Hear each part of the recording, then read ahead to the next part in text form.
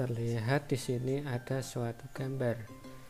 Ini adalah gambar jaring laba-laba. Lalu, apa hubungan jaring laba-laba dengan materi jaringan komputer? Jaring laba-laba memiliki pola yang saling terhubung dan saling terikat. Hal ini memiliki kemiripan pola dengan jaringan komputer. Jaringan komputer juga saling terhubung satu sama lainnya. Tentunya membutuhkan perangkat tambahan untuk menghubungkannya, maka dibutuhkan perangkat jaringan. Perangkat jaringan yang dapat digunakan untuk menghubungkan antar komputer adalah kabel. Tentunya kabel-kabel ini tidak dapat terhubung secara langsung, maka dari itu kita tambahkan perangkat switch. Ini adalah contoh penerapan jaringan komputer dengan menggunakan kabel. Lalu ada juga penerapan jaringan yang menggunakan tanpa kabel untuk menghubungkan antar komputer. Kita dapat menggunakan access point.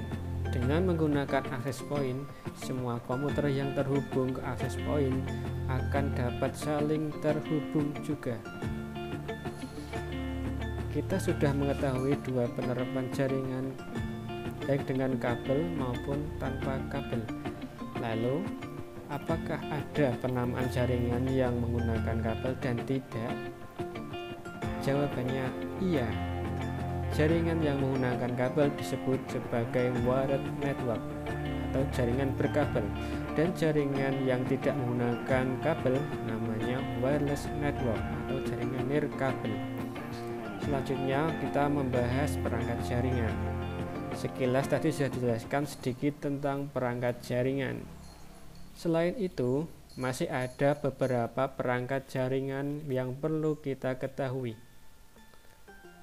Yang pertama ada komputer server.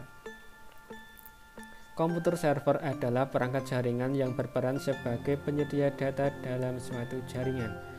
Komputer server melayani berbagai permintaan data dari komputer lain. Biasanya, komputer server memiliki hak akses yang lebih dari komputer lain dalam suatu jaringan.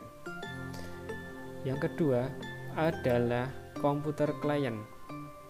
Komputer dapat disebut sebagai komputer klien apabila melakukan permintaan data kepada komputer lain atau komputer server.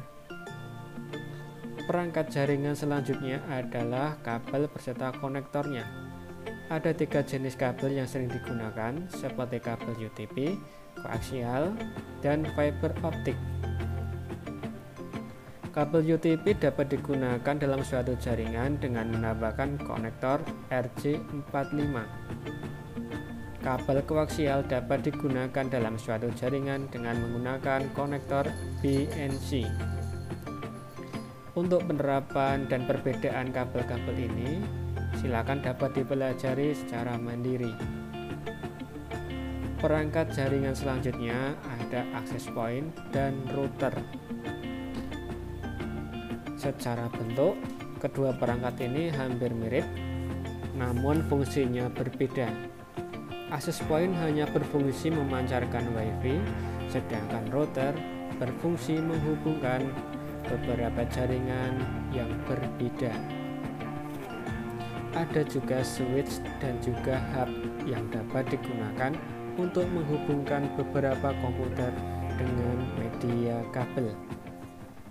Sekian, terima kasih. Semoga kalian dapat memahaminya. Apabila kurang jelas, dapat mengkomunikasikan dengan guru.